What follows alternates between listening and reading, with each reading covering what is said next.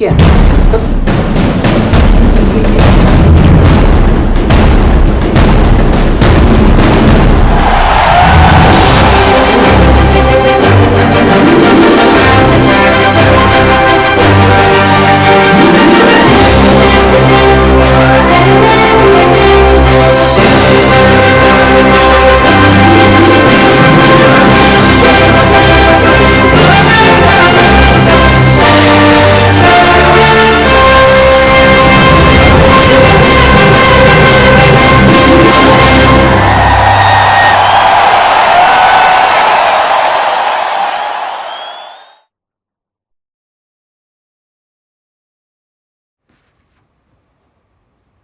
Hello, hi everyone.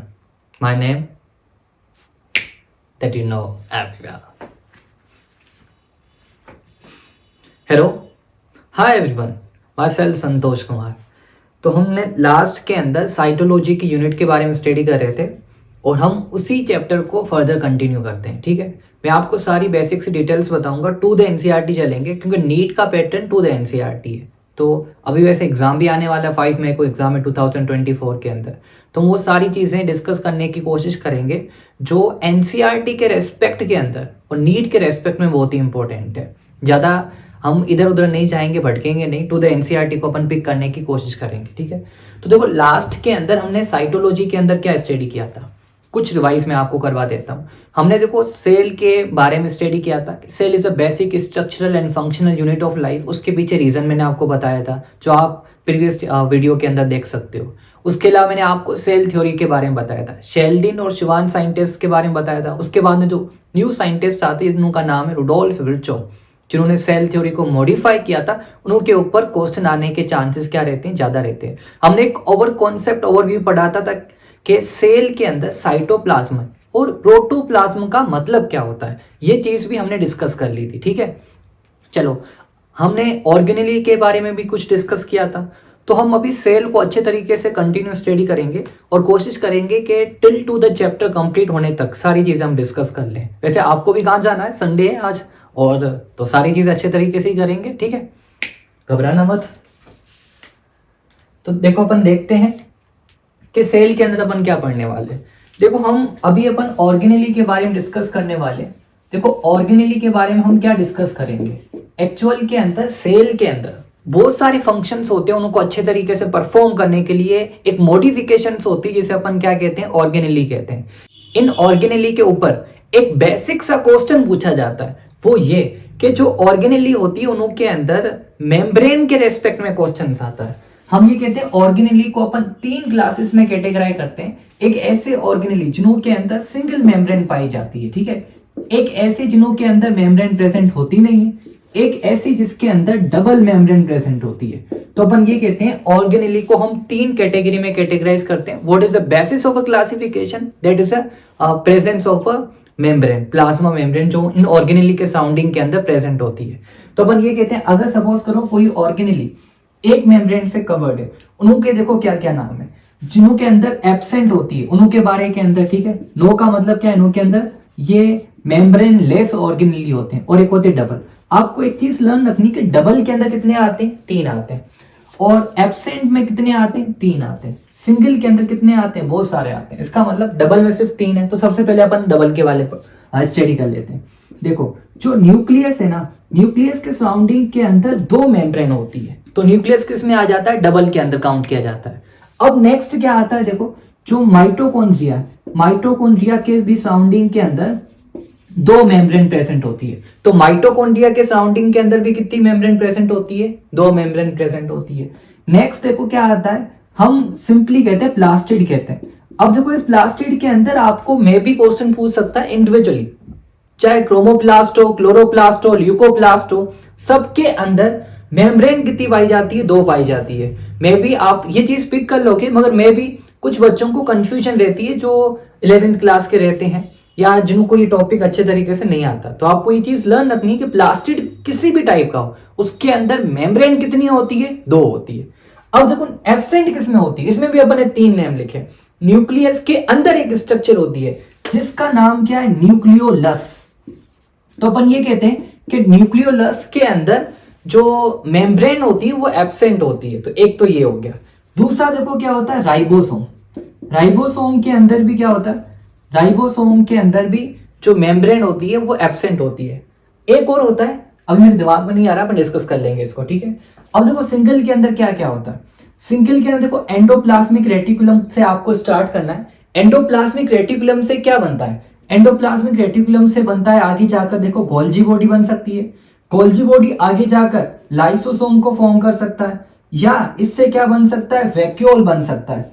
तो अपन ये कहते हैं endoplasmic reticulum, Golgi body, lysosome, vacuole, इन सब के सराउंडिंग के अंदर एक सिंगल मेम्ब्रेन प्रेजेंट होती है। फर्दर देखो नेक्स्ट क्या होता है, कुछ अपन ये कहते हैं कि सेल के अंदर कुछ और भी चीजें प्रेजेंट होती है, जैसे अपन जैसे पर ऑक्सीजोम, ठीक है, पर ऑक्सीजोम। और उसके अलावा देखो जैसे क्या स्फेरोजोम, स्फेरोजोम, ठीक है।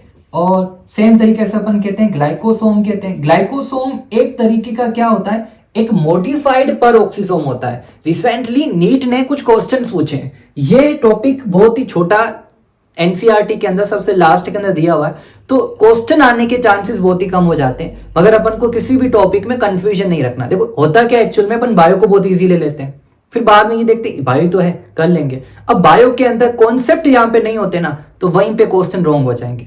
नीट का अभी देखो पैटर्न क्या है, नीट एक्चुअल के अंदर अभी नॉलेज को नहीं पूछ रही, नीट ये देख रही है कि उस बच्चे की आईक्यू कैसी है, उस बच्चे ने जो टॉपिक पढ़ा है उसके अंदर उसके कॉन्सेप्ट कितने स्ट्रॉन्ग है, ठीक है। अगर आपके कॉन्सेप्ट अच्छे होंगे तो आप अच्छे मार्क्स लेकर आओगे। इन द केस आप 280, 260, 270 के आसपास आकर रुक जाओगे। जिन बच्चों के 300, 350, 330, 360 के आसपास मार्क्स आते हैं उनके कॉन्सेप्ट बहुत अच्छे होते हैं। तो आप कॉन्सेप्ट अच्छे करने की कोशिश करो, बाकी भगवान देख लेगा, ठीक है। तो अपन ये कहते हैं, ओके। एक और चीज मेरे दिमाग में चल रही थी अभी, जैसे अपन ये कहते हैं कि जैसे सीलिया, ठीक है, सीलिया और जो फ्लेजिला होती है, सीलिया और फ्लेजिला, सीलिया और फ्लेजिला भी क्या होती है, मेम्ब्रेन बाउंडेड स्ट्रक्चर्स होती है, सिंगल मेम्ब्रेन बाउंडेड स्ट्रक्चर्स होती है। यहाँ पे एक चीज आपको नोट करनी है कि हम यहाँ पे फ्लेजिला किसके बारे में डिस्कस कर रहे हैं, हम एक यूकैरियोटिक फ्लेजिला के बारे में स्टडी कर रहे हैं, ठीक है। जो यूकैरियोटिक फ्लेजिला होती है उसके सराउंडिंग के अंदर सिंगल मेम्ब्रेन क्या होती है, प्रेजेंट होती है। अब वो जो लास्ट वाला अपन ने कहा था कि एब्सेंट में भी 3 आते हैं, जिसमें तो मैंने आपको 2 बताया, थर्ड क्या आता है वो अभी तक मैंने डिस्कस नहीं किया। तो वो देखो वो क्या होता है, वो होता है सेंट्रोसोम, ठीक है। जो सेंट्रोसोम है, सेंट्रोसोम के अंदर मेम्ब्रेन एब्सेंट होती है। तो आपको सिंपली इस टॉपिक के ऊपर नीट के अंदर क्वेश्चन आने के चांसेस मैक्सिमम है। आपको ये लर्न रखना है, क्या लर्न रखना है कि ऐसे कौन से ऑर्गेनेली होते हैं जिनके अंदर सिंगल मेम्ब्रेन प्रेजेंट होती है, किसके अंदर एब्सेंट होती है, किसके अंदर डबल होती है। तो डबल में 3 आते हैं, एब्सेंट में भी 3 आते हैं, और सिंगल बहुत सारे। देखो सिंगल में सीक्वेंस लर्न रखनी है। कहां से स्टार्ट करोगे आप, एंडोप्लाज्मिक रेटिकुलम से स्टार्ट करोगे, ईआर से Golgi body, lysosome, then vacuole. Further देखो अपन ये कहते हैं कुछ और माइक्रो बॉडीज प्रेजेंट होती है सेल्स के अंदर, जिसमें अपन ये कहते हैं भाई पैरोक्सिसोम, स्फेरोसोम, ग्लाइकोसोम। सीलिया, फ्लेजिला, फ्लेजिला कौन सी, यूकैरियोटिक सेल की, फ्लेजिला यूकैरियोटिक सेल की, ठीक है। मैं बार बार रिपीट कर रहा हूं, अगर अपन प्रोकैरियोटिक सेल में जाएंगे तो फ्लेजिला के सराउंडिंग के अंदर कोई मेम्ब्रेन प्रेजेंट नहीं होती है। फर्दर देखो डबल में 3 चीजें आती है, न्यूक्लियस, माइटोकॉन्ड्रिया और प्लास्टिड, ठीक है। फर्दर अपन ये कहते हैं एब्सेंट भी 3 आते हैं, न्यूक्लियोलस, ठीक है। बहुत सारे बच्चे 11th क्लास के बच्चे मोस्टली इस चीज में कंफ्यूज हो जाते हैं, और मे भी टारगेट के भी हो सकते हैं, ठीक है। तो इसमें अपन ये कहते हैं न्यूक्लियस एक स्ट्रक्चर है, देखो सेल के अंदर एक ऐसी अथॉरिटी है जो सारी चीजों को कंट्रोल करती है, उसे अपन क्या कहते हैं, न्यूक्लियस कहते हैं। अब इसी न्यूक्लियस के अंदर एक और चीज है जो फर्दर क्या करती रहती है, प्रोटीन सिंथेसिस के लिए रेस्पॉन्सिबल है, मतलब ये इनडायरेक्टली रेस्पॉन्सिबल है। एक्चुअल के अंदर ये राइबोसोमल आरएनए की सिंथेसिस करती है, जिससे आगे जाकर क्या बनेंगे, राइबोसोम्स बनेंगे जो फर्दर प्रोटीन बनाएंगे, ठीक। ये सारी चीजें अपन डिस्कस करने वाले। तो आपको ये चीज लर्न रखनी है कि यहां पर हम न्यूक्लियोलस की बात कर रहे हैं, किसकी बात करें, न्यूक्लियोलस की बात करें, जो एक्चुअल के अंदर मेम्ब्रेन लेस सेल ऑर्गेनेली होता है। वहीं पर जो ये न्यूक्लियस है, जो न्यूक्लियस है, न्यूक्लियस जो है इसके अंदर क्या प्रेजेंट होती है, मेम्ब्रेन प्रेजेंट होती है, वो भी एक नहीं, एक के साथ एक और प्रेजेंट होती है, डबल मेम्ब्रेन प्रेजेंट होती है। चलो लेट्स, अगर अपन आपको यहां तक समझ में आ गया तो अपन फर्दर एड मूव करते हैं, ओके। अभी अपन को कुछ नेम भी पता चल गए। आप ये चैप्टर अच्छे तरीके से स्टडी करोगे, जो बच्चे न्यू होते जिन्होंने फर्स्ट टाइम अगर साइटोलॉजी पढ़ते हैं, सेल वाले चैप्टर को पढ़ते हैं, तो ये सारे नेम्स उनको कंफ्यूजन क्रिएट करते हैं पर्टिकुलर ये टॉपिक। जब ये चैप्टर पूरा आप स्टडी कर लोगे ना, ये जो अभी हमने मेम्ब्रेन के रेस्पेक्ट में टॉपिक स्टडी किया वो बहुत ही आपको ईजी लग जाएगा। देखो अपन कहाँ से स्टार्टिंग करें। देखो अगर अपन किसी एक सेल को देखते हैं तो देखो सेल के अंदर क्या होता है। अब सेल के अंदर अपन ये देखते हैं तो सेल के अंदर अपन को एक बाउंड्रीज दिखाई देती है।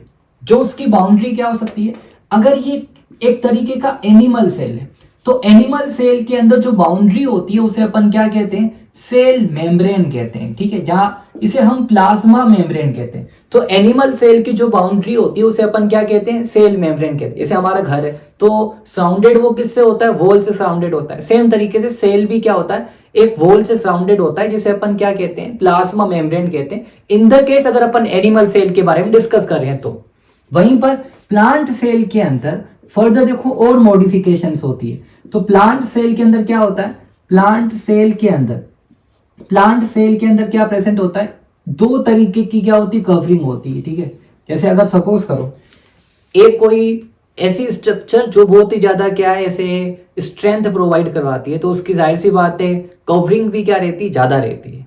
और जैसे अपन हम हमारा घर अज्यूम करते हैं तो उसकी एक सिंगल वॉल प्रेजेंट होती है, और वहीं एक किसी बिजनेसमैन का अपन घर अज्यूम करें तो उसके सराउंडिंग में अपन को बाउंड्रीज भी बहुत ज्यादा दिखाई देगी। यहाँ पे ऐसा चीजें नहीं है। एक्चुअली प्लांट का सेल बहुत सारी इन्वायरमेंटल स्ट्रेस को बियर करता है, टॉलरेट करता है। कभी गर्मी होती है, कभी सर्दी होती है, उन सारी कंडीशंस के अंदर ये सेल लिविंग रह पाता है। तो इसी वजह से इसके पास एक एक्स्ट्रा प्रोटेक्शन होती है। तो इसके पास क्या है, एक होती है आउटर मोस्ट जिसे अपन कहते हैं सेल वॉल कहते हैं, और जो अंदर वाली होती है उसे हम क्या कहते हैं, सेल मेम्ब्रेन कहते हैं। तो हम ये कहते हैं प्लांट सेल के अंदर दो तरीके की कवरिंग होती है, एक होती है सेल मेम्ब्रेन, दूसरी कौन सी होती है, दूसरे को अपन कहते हैं सेल वॉल कहते हैं। ठीक है, ये चीज अगर आपको समझ में आ गई तो अपन आगे चल सकते हैं। अब देखो नेक्स्ट चीज अपन क्या डिस्कस करने वाले हैं, यहां पर अपन कहां से स्टार्ट करें, तो यहाँ पे एक बेसिक सा और कॉन्सेप्ट स्टडी करते हैं। आपके साइटोलॉजी वाले यूनिट के अंदर सबसे पहले कुछ प्रोकैरियोट के बारे में बताया हुआ है, तो हम प्रोकैरियोट के बारे में यहाँ पे डिस्कस नहीं करेंगे। जो सेकंड जो चैप्टर है क्लासिफिकेशन वाला है, तो उस क्लासिफिकेशन वाले चैप्टर के अंदर हम प्रोकैरियोट के अंदर वो सारे टॉपिक स्टडी कर लेंगे। ओके, वाह। तो फर्दर अपन देखो यहाँ पे एक छोटा सा हिंट मैं आपको दे देता हूँ कि what is the difference between prokaryote and eukaryote. देखो क्या होता है कि सेल के अंदर देखो सेल को कंट्रोल करने के लिए क्या प्रेजेंट होता है, हम कहते हैं जेनेटिक मटेरियल होता है। इस जेनेटिक मटेरियल के सराउंडिंग में क्या होती है, एक लेयर होती है जिसे अपन कहते हैं न्यूक्लियर मेम्ब्रेन कहते हैं। इन द केस अगर जेनेटिक मटेरियल न्यूक्लियर मेम्ब्रेन से सराउंडेड है तो ऐसे सेल्स को अपन क्या मानते हैं, यूकैरियोटिक मानते हैं। यू का मतलब होता है ट्रू, कैरियोटिक का मतलब है कि इसके अंदर अच्छे तरीके से, ट्रू का मतलब है कि अच्छे तरीके से मॉडिफाइड न्यूक्लियस प्रेजेंट होता है। वहीं पर देखो कुछ सेल्स ऐसे होते हैं जिन्हों के अंदर क्या होता है कि ऐसे सेल्स के अंदर अपन ये मानते हैं कि इनों के अंदर जैसे डीएनए तो प्रेजेंट है मगर सराउंडिंग के अंदर कोई बाउंड्री नहीं दिखाई देती है। तो जाहिर सी बात है, देखो अगर अपन इवोल्यूशन पढ़ते हैं तो अपन कोई हम ये कहते हैं कि पहले कुछ इस तरीके के सेल थे और फिर विद रेस्पेक्ट टू टाइम ये सेल्स किस में चेंज हो गए, इस तरीके के सेल में चेंज हो गए। इसका न्यूक्लियस वेल डेवलप होता है तो अपन इसे क्या कहते हैं, यूकैरियोटिक कहते हैं। यूकैरियोटिक का मतलब क्या होता है कि इसके अंदर ट्रू न्यूक्लियस प्रेजेंट होता है। ठीक है, वहीं पर देखो अपन ये कहते हैं कि ये स्ट्रक्चर से जस्ट पहले आई है, तो इसी वजह से इसे अपन क्या कहते हैं, प्रोकैरियोटिक कहते हैं।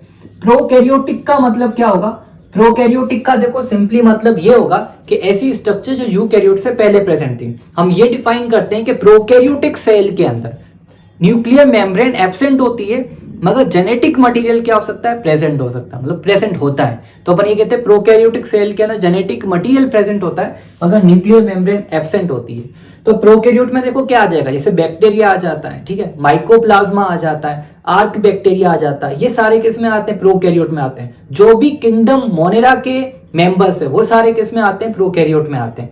तो इसके देखो स्टार्टिंग के अंदर इसकी सेल वॉल के बारे में कुछ बताया हुआ है और फर्दर जो फ्लैजिला है उसके बारे में कुछ बताया हुआ। तो ये सारी चीजें अपन बैक्टीरिया के अंदर डिस्कस कर लेंगे क्योंकि वो टॉपिक उसके साथ कनेक्टेड है। ओके, तो अपन यहाँ पर हम इस चैप्टर के अंदर किसके रेस्पेक्ट में मोस्टली स्टडी करने वाले हैं, इस चैप्टर के अंदर हम मोस्टली यूकैरियोटिक के रेस्पेक्ट में स्टडी करने वाले। यूकैरियोटिक के रेस्पेक्ट में चीजें या स्ट्रक्चर्स किस तरीके से दी हुई है। ओके, तो अपन आगे चलते हैं। देखो नेक्स्ट ये आता है तो हम कहाँ से स्टार्ट करें? तो अगर अपन किसी भी सेल को देखते हैं तो अपन को बाउंड्रीज दिखाई देती है। तो सबसे पहले अपन उन बाउंड्रीज के बारे में पढ़ते हैं। तो कुछ सेल मेम्ब्रेन सब में प्रेजेंट होती है। अभी हमने क्या डिस्कस किया था कि सेल मेम्ब्रेन प्लांट सेल में भी होती है, एनिमल सेल में भी होती है। तो सबसे पहले अपन फर्स्ट टॉपिक क्लियर करते हैं सेल मेम्ब्रेन के बारे में, उसके बाद में अपन क्लियर करेंगे सेल वॉल के बारे में, ठीक है। तो अपन दोनों टॉपिक्स को अच्छे तरीके से क्लियर करने वाले हैं। तो देखो सबसे पहले अपन फर्स्ट चीज क्या डिस्कस करने वाले हैं, सेल मेम्ब्रेन के बारे में। तो देखो अपन सेल मेम्ब्रेन के बारे में क्या कहते हैं, सेल मेम्ब्रेन को हम ये कहते हैं कि हम सेल मेम्ब्रेन को प्लाज्मा मेम्ब्रेन भी कहते हैं। इसे अपन क्या कहते हैं, इसे अपन प्लाज्मा मेम्ब्रेन भी कहते हैं। ऐसा क्यों कहते हैं? क्योंकि इसकी जो नेचर है ना वो फ्लूइड जैसी है। फ्लूइड के लिए टर्म अपन प्लाज्मा यूज करते हैं, इसी वजह से इसे अपन प्लाज्मा मेम्ब्रेन भी कहते हैं। एक्चुअल में ये क्या करती है, ट्रांसपोर्टेशन को कंट्रोल करती है। जिस तरीके से अगर सपोज करो हम किसी एक कंट्री से दूसरी कंट्री जाए, पाकिस्तान से इंडिया में आए, तो कितनी अच्छे तरीके से चेकिंग होती है और जो सारी चीजें वैलिड डॉक्यूमेंट्स होते हैं तो उनको एंट्रेंस अलाउड करते हैं। अगर वैलिड डॉक्यूमेंट्स नहीं होते हैं तो वहीं पर रोक देते हैं। सेम तरीके से तो ये भी कुछ इस तरीके की काम कर रही है। देखो ये सारी चीजें कौन कर सकता है, एक लिविंग थिंग ही कर सकता है। तो हम ये कहते हैं ये एक्चुअल में ट्रांसपोर्टेशन को कंट्रोल करती है। मतलब जो चीजें इसको अच्छी लगेगी उसको अंदर आने देगी, जो चीजें एक्सिस अमाउंट में पहले से प्रेजेंट है उनको पहले से रोक देगी कि भाई हमें तो जरूरत नहीं है, कहाँ लेके जा रहे सारी चीजों को। तो इसी वजह से अपन इसे क्या कहते हैं, लिविंग मेम्ब्रेन भी कहते हैं। लिविंग मेम्ब्रेन क्यों कहते हैं, लिविंग मेम्ब्रेन इस वजह से कहते हैं क्योंकि ये चीजों की ट्रांसपोर्टेशन को मतलब कंट्रोल करती है। प्लाज्मा मेम्ब्रेन की नेचर होती है सेमी परमिएबल होती है। सेमी परमिएबल का मतलब ये होता है कि सेलेक्टिवली सब कुछ ही सब्सटेंस को ये क्या करेगी, एंट्रेंस देगी। तो अपन ये कहते हैं इसकी एक नेचर क्या होती है, सेमी परमिएबल होती है। सेमी परमिएबल के लिए हम एक और भी टर्म यूज करते हैं कि ये क्या होती है, सेलेक्टिवली परमिएबल होती है, ठीक है, सेलेक्टिवली परमिएबल होती है। इसका मतलब ये कुछ सब्सटेंस की ट्रांसपोर्टेशन को एंट्रेंस प्रोवाइड करवाती है, कुछ को नहीं करती। ओके, अब देखो नेक्स्ट चीज अपन क्या स्टडी करने वाले हैं। देखो सेल मेम्ब्रेन को लेकर 3 कॉन्सेप्ट पढ़ाए जाते हैं हमारी एनसीईआरटी के अंदर। एक अच्छे तरीके से कॉन्सेप्ट डिस्कस है जिसे अपन कहते हैं फ्लूइड मोज़ेक मॉडल कहते हैं। वहीं पे 2 और कॉन्सेप्ट जो मैं आपको डिस्कस करूंगा यहाँ पे, उसके बारे में सीधा सीधा तो नहीं लिखा हुआ पैराग्राफ के अंदर, मगर ऐसा जरूर बोला हुआ है कि पहले कुछ और मॉडल्स दिए गए थे, बाद में ये मॉडल्स आए। इसका मतलब क्या, इनडायरेक्टली उन दोनों मॉडल्स के बारे में बताया हुआ है। इसी वजह से वो 2 मॉडल्स भी अपन को पढ़ना इंपॉर्टेंट है। वैसे तो क्वेश्चन आने के चांसेस कम है, मगर अपन रिस्क नहीं लेना चाहते, इस वजह से वो दोनों मॉडल्स भी एक सेकंड के अंदर स्टडी करते हैं। सेकंड का मतलब ये विद इन सम टाइम के अंदर अपन इसको क्लियर करते हैं। अब देखो इसके अंदर फर्स्ट मॉडल है, एक मॉडल को अपन कहते हैं जिसे अपन कहते हैं सैंडविच मॉडल कहते हैं। सैंडविच मॉडल कहते हैं। सैंडविच मॉडल को देखो सैंडविच मॉडल के अंदर क्या होता है, कभी आपने सैंडविच खाया? आपने तो खाया नहीं सैंडविच कभी, है ना, पता ही नहीं है। साले इसी तरीके से बिहेव करते हैं, सॉरी टू से यू, ठीक है। तो बच्चे इस तरीके से बिहेव करते, बोलते कि सैंडविच खाया कभी, सैंडविच देखा है कभी? नहीं। अरे कॉमन सेंस तो होना चाहिए कि भाई सैंडविच का मतलब सैंडविच ही होता है, ठीक है। तो अब देखो इसमें क्या होता है, तो सैंडविच में देखो अपन ये कहते हैं कि 3 तरीके की लेयर्स होती है, ऊपर ब्रेड होती है, नीचे ब्रेड होती है, बीच में मसाला होता है, ठीक है। तो ऐसे ही कुछ कंडीशंस है। देखो एक्चुअल में इस मॉडल को देखो दिया गया था, कभी भी दिया गया था उसको रहने दो। मैं कभी भी डेट लर्न करता नहीं हूँ और मुझे इसमें विश्वास नहीं, और वैसे नीट भी डेट नहीं देती आपको। देखो किस साइंटिस्ट की डेट लर्न रखनी है या किस एक्सपेरिमेंट की डेट लर्न रखनी है, जो इंपॉर्टेंट होगी वो मैं आपको बता दूंगा, बाकी की सारी चीजें अपन को लर्न नहीं करनी। तो अपन ये कहते हैं सैंडविच मॉडल देखो कब दिया गया था, मतलब अप्रोक्स 18th सेंचुरी के अंदर दिया गया था, 35 के आसपास। तो अपन ये कहते हैं 2 साइंटिस्ट ने दिया था। एक का नाम देखो क्या है, डेनियल, और दूसरे साइंटिस्ट का नेम है डेवसन। डेनियल और डेवसन ये दोनों 2 साइंटिस्ट थे जिन्होंने सैंडविच मॉडल के बारे में बताया था। उनके अकॉर्डिंग जो सेल की मेम्ब्रेन, जैसे सपोज करो देखो ये एक सेल है, इस सेल को अपन एक छोटे से पीस में काटते हैं, इसको अगर अपन देखते हैं तो अपन को मेम्ब्रेन कुछ इस तरीके से दिखाई देगी, जिसमें अपन ये बोलेंगे कि इसमें से कुछ अपन को प्रोटीन की लेयर दिखाई देगी। मतलब ये जो मैं लेयर बना रहा हूं, ये मैं प्रोटीन की लेयर बना रहा हूं। तो अपन ये कहते हैं कि अपन को इसके अंदर कुछ प्रोटीन की क्या दिखाई देगी, लेयर दिखाई देगी। जैसे ये प्रोटीन की लेयर है, वहीं पर ये भी एक क्या है, प्रोटीन की लेयर है। इन दोनों प्रोटीन के लेयर के बीच में क्या प्रेजेंट होता है, फोस्फोलिपिड प्रेजेंट होता है। तो फॉस्फोलिपिड की एक लेयर होती है मगर बायोमोलिकुलर होती है। बायोमोलिकुलर का मतलब ये है कि एक देखो, एक फॉस्फोलिपिड यहाँ पे प्रेजेंट होगा और एक फॉस्फोलिपिड यहाँ पे प्रेजेंट होगा। तो अपन ये कहते हैं कि इसके इस मॉडल के अकॉर्डिंग क्या होता है, ऊपर की तरफ एक प्रोटीन की लेयर है, नीचे की तरफ भी एक प्रोटीन की लेयर है, ठीक है, और बीच में क्या है, बीच में फॉस्फोलिपिड की लेयर है। ऊपर भी सही है, नीचे भी सही है, और बीच में आप लोग खुद ही समझ जाओ, ठीक है। तो अपन देखो क्या कहते हैं कि ऊपर एक प्रोटीन की लेयर है, नीचे एक प्रोटीन की लेयर है, बीच में एक देखो ये जो लेयर है, ये लेयर किसको रिप्रेजेंट कर रही है, लिपिड की लेयर को रिप्रेजेंट कर रही है। ये कौन सी लेयर है, लिपिड की लेयर है, ओके। अब इस लिपिड की लेयर के अंदर क्या होता है कि ये बायोमोलिकुलर होती है। देखो आपको दिखाई दे रहा है ऊपर भी एक लिपिड का मॉलिक्यूल है और एक नीचे भी क्या एक लिपिड का मॉलिक्यूल है। तो यहाँ पे देखो अपन ये कहते हैं, आपको ये नहीं अज्यूम करना है कि इसके अंदर 4 लेयर है। हम अज्यूम कितनी लेयर करेंगे, 3 ही करेंगे। ऊपर की तरफ एक प्रोटीन की लेयर है, बीच में एक लिपिड की लेयर है, नीचे की तरफ एक प्रोटीन की लेयर है। लिपिड की लेयर का नेचर क्या होता है, बायोमोलिकुलर होता है, ठीक है। ये चीज आपको लर्न रखनी है। इसका नेचर कैसा होता है, इसका नेचर होता है बायोमोलिकुलर, इसका नेचर होता है। अब देखो दूसरी चीज आपको क्या स्टडी करनी है, तो अपन सैंडविच मॉडल के अंदर अपन को ये पता चला कि इस मॉडल के अकॉर्डिंग सेल मेम्ब्रेन के अंदर 3 लेयर प्रेजेंट होती है। तो लेयर के लिए हम टर्म यूज करते हैं लेमिला, तो 3 के लिए अपन क्या टर्म यूज कर सकते हैं, ट्राई। तो इसी वजह से सैंडविच मॉडल को ट्राई लेमिलर मॉडल भी बोला जाता है। ट्राई लेमिलर मॉडल का मतलब क्या होता है कि इसके अंदर 3 लेयर होती है। इसकी देखो लेंथ वगैरह लर्न करने की कोई जरूरत नहीं है, लेंथ के एस्पेक्ट में कोई क्वेश्चंस नहीं पूछे जाएंगे, आपको बस इतनी डेटा पता होनी चाहिए। देखो इस कॉन्सेप्ट की ड्रॉबैक क्या थी, इस कॉन्सेप्ट की ड्रॉबैक ये थी कि ये प्लाज्मा मेम्ब्रेन की सेमी परमेबिलिटी के बारे में अच्छे तरीके से एक्सप्लेन नहीं कर पा रहा है। दूसरा देखो इसने ये बताया कि इसके अंदर जो फॉस्फोलिपिड है उसकी नेचर के बारे में इसने जो बताया वो सबसे अच्छी चीज उन्हें बताई थी। जो आजकल का जो न्यू मॉडल है जिसे अपन फ्लूइड मोज़ेक मॉडल कहते हैं, उसके अंदर भी ये चीज अपन स्टडी करते हैं। तो देखो उन्होंने क्या कहा कि ये एक लिपिड है, लिपिड प्रोटीन के साथ जो कंबाइन होता है, इसके अंदर जो बॉन्ड होते हैं वो बॉन्ड कौन से हो सकते हैं, वो मे बी हाइड्रोजन बॉन्ड हो सकते हैं, या वो बॉन्ड कौन से हो सकते हैं, आयोनिक बॉन्ड हो सकते हैं, ठीक है। वहीं पे एक फॉस्फोलिपिड का दूसरा फॉस्फोलिपिड मॉलिक्यूल, ये दोनों एक दूसरे के साथ कनेक्टेड होते हैं, उसे अपन क्या कहते हैं, इस वाली लेयर को अपन कहते हैं, हम ये कहते हैं कि यहां पर वंडर वॉल क्या होती है, फोर्सेस होती है। देखो आपने केमिस्ट्री के अंदर स्टडी किया होगा कि वंडर वॉल फोर्सेस वो होती है जो सबसे वीकेस्ट फोर्स को अपन क्या कहते हैं, वंडर वॉल फोर्स कहते हैं। तो जैसे सपोज करो, देखो हम ये कह रहे हैं ऊपर की तरफ एक प्रोटीन की लेयर है, नीचे की तरफ एक प्रोटीन की लेयर है, बीच में क्या प्रेजेंट होते हैं, ऐसे फॉस्फोलिपिड के मॉलिक्यूल प्रेजेंट होते हैं। तो जो ये फॉस्फोलिपिड के मॉलिक्यूल एक दूसरे के साथ कैसे कनेक्टेड है, इन दोनों के बीच में कुछ तो बॉन्डिंग होगी। तो 2 फॉस्फोलिपिड के मॉलिक्यूल एक दूसरे के साथ वंडर वॉल फोर्सेस से कनेक्टेड होते हैं, जो सबसे वीकेस्ट फोर्स होती है, केमिस्ट्री में अपन पढ़ते हैं। वहीं पर देखो दूसरा क्या होता है, जैसे ये प्रोटीन के साथ ऊपर की तरफ कनेक्टेड है, तो प्रोटीन के साथ जो कनेक्टेड होते हैं, इन दोनों के बीच में जो बॉन्ड है, ये बॉन्ड कौन सा होगा, हाइड्रोजन बॉन्ड हो सकता है या आयोनिक बॉन्ड हो सकता है। ये थोड़ी डेटा आपको लर्न रखनी है। अगर नीट कभी घुमा के क्वेश्चन देती है तो इनमें से आपको कुछ डेटा आपकी हेल्प कर सकती है। अब यहाँ पे देखो उन्होंने जो लिपिड के फॉस्फोलिपिड के मॉलिक्यूल की नेचर बताई थी वो बहुत ही अच्छी बताई थी, ठीक है। यहाँ पे लिपिड का मतलब मेरा क्या है, फॉस्फोलिपिड मेरा मतलब है। मतलब फॉस्फोलिपिड का मतलब क्या होता है, अगर किसी भी लिपिड के मॉलिक्यूल के अंदर फॉस्फेट अटैच होता है तो उसे अपन क्या कहते हैं, फॉस्फोलिपिड कहते हैं। और ज्यादा कुछ इतना ज्यादा इसमें कंफ्यूजन होता नहीं है। देखो जो उन्होंने फॉस्फोलिपिड के बारे में बताया था उस चीज के बारे में अपन डिस्कस करने वाले। उन्होंने देखो ये कहा कि फॉस्फोलिपिड का मॉलिक्यूल कुछ इस तरीके का फॉस्फोलिपिड का मॉलिक्यूल होता है।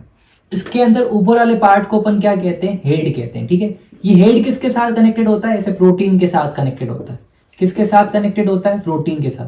अभी तक अपन क्या डिस्कस कर रहे हैं, सैंडविच मॉडल को डिस्कस कर रहे हैं, क्योंकि ये डेटा अभी तक भी क्या काम आती है। इस फॉस्फोलिपिड की जो डेटा अभी अपन डिस्कस करने वाले, ये जो न्यू मॉडल है जिसे अपन कहते हैं फ्लूइड मोज़ेक मॉडल कहते हैं, उसके अंदर भी ये काम में आती है। अब देखो जो हेड है इसकी नेचर देखो कैसी होती है, ये वाटर को लाइक करता है। ये क्या करता है, ये वाटर के साथ कंबाइन हो सकता है, वाटर को लाइक करता है। और ये वाटर को लाइक नहीं करता, इसी वजह से वाटर के मॉलिक्यूल से दूर भागने की कोशिश करता है। तो ये वाटर को क्या करता है, अनलाइक करता है, वाटर को अनलाइक करता है। इसी वजह से अपन इसे क्या कहते हैं, इसे अपन कहते हैं हाइड्रो। हाइड्रो का मतलब क्या होता है, वाटर। और अगर कोई भी सब्सटेंस वाटर को लाइक करता है तो उसे अपन क्या साइंस में टर्म यूज करते हैं, फिलिक। फिलिक का मतलब होता है लाइक करना। तो अपन ये कहते हैं फोस्फोलिपिड का जो हेड है उसकी नेचर कैसी है, हाइड्रोफिलिक नेचर है। और जो वाटर को अनलाइक करता है इसकी नेचर कैसी है, इसकी नेचर है हाइड्रोफोबिक है। हाइड्रोफोबिक का मतलब क्या है, हाइड्रोफोबिक का मतलब ऐसा सब्सटेंस जो वाटर को अनलाइक करने की कोशिश करता है उसे अपन क्या कहते हैं, हाइड्रोफोबिक कहते हैं। हाइड्रोफोबिक देखो कैसा होता है, हाइड्रोफोबिक नॉन पोलर होता है। नॉन पोलर का मतलब कि इसके अंदर ऐसे सब्सटेंस होंगे जिनकी प्रॉपर्टी फैट जैसे मॉलिक्यूल जैसी, ऑयल जैसे, वैसे लिपिड भी एक तरीके का ऑयल है मगर इसके अंदर ज्यादातर क्या होता है, इसमें चेन होती है। तो जो चेन होती है फैटी एसिड्स की वो हाइड्रोफोबिक को रिप्रेजेंट करती है। ऊपर कुछ फोस्फेट प्रेजेंट है, फोस्फेट के ऊपर चार्ज होती है, तो चार्ज वाले मॉलिक्यूल्स वाटर के साथ इजीली कंबाइन हो सकते हैं। तो इसी वजह से अपन हाइड्रोफिलिक मॉलिक्यूल को क्या कहते हैं, पोलर कहते हैं। देखो पोलर का मतलब क्या है, आप जब स्टडी करोगे ना केमिस्ट्री फिजिक्स तो पोलर टर्म बार बार आएगा। पोलर का मतलब ये होता है ऐसे मॉलिक्यूल जिनों के ऊपर कुछ चार्ज होती है तो उसे अपन पोलर कहते हैं। तो इसी वजह से अपन ये कहते हैं हाइड्रोफिलिक जो पार्ट होता है हेड वाला होता है और इसे अपन पोलर कह सकते हैं। हाइड्रोफोबिक जो पार्ट होता है वो टेल वाला पोर्शन होता है, इस पोर्शन को अपन क्या कहते हैं, टेल वाला पोर्शन कहते हैं। और ये वाटर को डिसलाइक करता है, इसी वजह से वाटर से दूर भागने की कोशिश करता है। और तो हाइड्रोफोबिक पार्ट तो बीच में आ जाते हैं, हाइड्रोफिलिक पार्ट मतलब एक तो साइटोप्लाज्म के टूवर्ड आ जाएगा, एक सेल के जो बाहर वाला सब्सटेंस होता है उसके टूवर्ड आ जाता है। ठीक है, तो ये डेटा अपन को आगे काम आने वाली है, इसको आपको अच्छे तरीके से लर्न रखना है। अब देखो इसके बाद में क्या आता है, ये मॉडल रिजेक्ट क्यों हुआ इसके बारे में अभी हमने डिस्कस किया, क्योंकि ये प्लाज्मा मेम्ब्रेन की सेमी परमिबिलिटी के बारे में नहीं बता रहे कि किस तरीके से मॉलिक्यूल्स अंदर जाएंगे बाहर जाएंगे।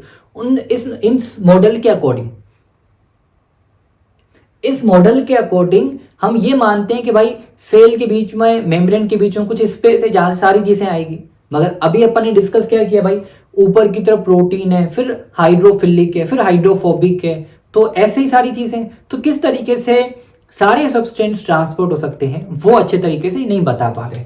अब देखो नेक्स्ट क्या आता है, दूसरा जो मॉडल है जिसे अपन कहते हैं यूनिट मेम्ब्रेन मॉडल कहते हैं, यूनिट मेम्ब्रेन मॉडल कहते हैं। देखो यूनिट मेम्ब्रेन मॉडल क्या कहता है, यूनिट मेम्ब्रेन मॉडल ये कहता है, यूनिट का मतलब क्या होता है, इकाई, मतलब एक चीज को अपन क्या कहते हैं, यूनिट कहते हैं।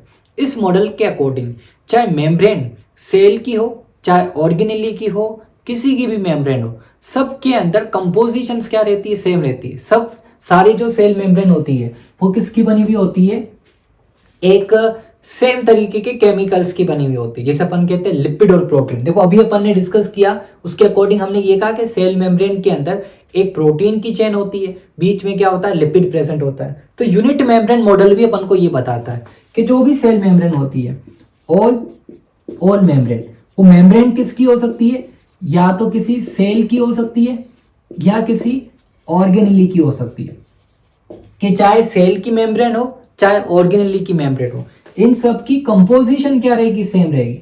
इनकी कंपोजिशन क्या रहेगी, कंपोजिशन सेम रहेगी। कंपोजिशन सेम का मतलब कि इनके अंदर सेम टाइप ऑफ मॉलिक्यूल होता है, same type of chemicals present होते हैं। सेम टाइप ऑफ केमिकल कौन से, कि इनके अंदर एक तो प्रोटीन प्रेजेंट होता है, उसके अलावा इनके अंदर क्या प्रेजेंट होता है, लिपिड प्रेजेंट होता है। ठीक है, कि चाहे मेम्ब्रेन सेल की हो चाहे ऑर्गेनेली की हो, उनके अंदर केमिकल कौन सा प्रेजेंट होगा, लिपिड और प्रोटीन प्रेजेंट होगा। मगर उनकी अमाउंट क्या हो सकती है, वेरी कर सकती है। किसी के अंदर प्रोटीन 40% है, किसके अंदर प्रोटीन 50% है। तो इस तरीके से अमाउंट क्या हो सकती है, वेरी हो सकती है, मगर जो कंपोजिशन मतलब केमिकल नेचर होगी वो सेम होगी। मगर दूसरी चीज क्या है कि इन मेम्ब्रेन्स के अंदर, इन मेम्ब्रेन के अंदर जो अमाउंट है वो अमाउंट क्या हो सकती है, अमाउंट वेरी कर सकती है। वेरी का मतलब चेंज कर सकती है। इस चीज को अपन आगे अपन डिस्कस करने वाले, ठीक है। तो ये मॉडल है। इस मॉडल क्वेश्चन अपना क्या था, क्वेश्चन ये था कि अलग अलग जो सब्सटेंस होते हैं, कुछ सब्सटेंस पोलर नेचर के होते हैं, कुछ होते हैं नॉन पोलर के होते हैं, तो वो किस तरीके से सेल में पास होते हैं। तो ये सारी चीजें अच्छे तरीके से बता नहीं पा रहे। तो अपन देखो नेक्स्ट चलते हैं। रियल में ऑनलाइन पढ़ाने के लिए बहुत ज्यादा एनर्जी चाहिए। अभी तक तो मैंने चैप्टर स्टार्ट ही किया है, एनर्जी हैव टू एनर्जी होनी चाहिए ऑनलाइन पढ़ाने के लिए। सब अपन ये कहते हैं कि दोनों मॉडल रिजेक्ट हो गए। उसके पीछे रीजन क्या था कि ये सेल मेम्ब्रेन के अंदर ट्रांसपोर्टेशन के बारे में कोई सेटिस्फैक्टरी आंसर नहीं बता रहे। तो अब इसका आंसर कौन बताएगा, कौन इसका जिम्मा लेगा। तो फिर एक दूसरे साइंटिस्ट आते हैं, ठीक है, दो साइंटिस्ट है जिसका नाम है, देखो इनका नेम लर्न रखना है आपको, सिंगर और निकल्सन। इन्होंने 1972 के अंदर सेल मेम्ब्रेन के एक दूसरे मॉडल को बताया था जिसे अपन कहते हैं फ्लूइड मोज़ेक मॉडल कहते हैं, फ्लूइड मोज़ेक मॉडल कहते हैं। ठीक है, तो इन्होंने क्या किया था, इन्होंने 1972 के अंदर एक और मॉडल के बारे में बताया था जिसे अपन क्या कहते हैं, फ्लूइड मोज़ेक मॉडल कहते हैं। मॉडल को अपन फ्लूइड मोज़ेक मॉडल क्यों कहते हैं, क्योंकि ये सेल मेम्ब्रेन की थिंकिंग को कंप्लीटली चेंज कर देता है। जिस तरीके से अभी तक अपन सोच रहे थे ऐसा कुछ नहीं।